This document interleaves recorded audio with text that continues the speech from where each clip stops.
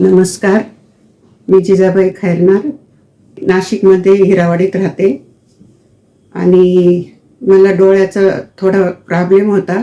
मग मी सरांकडे नानासाहेब खरे यांच्याकडे चेक करायला आले.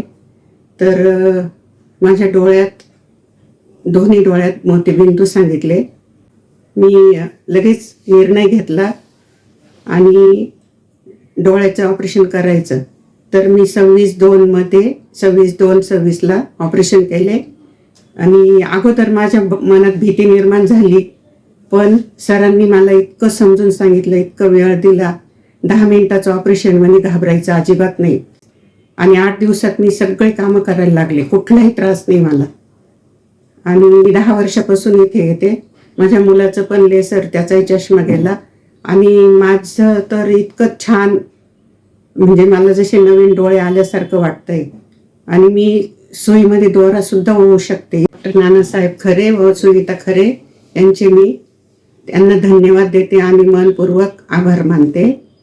खूप छान मला नवीन दृष्टी मिळाली. हे मिळताच मी नवीन संकल्प केला की आपल्यापासून कोणाला उपयोग व्हावा, म्हणून मी नेत्रदान करण्याचा बी संकल्प केला.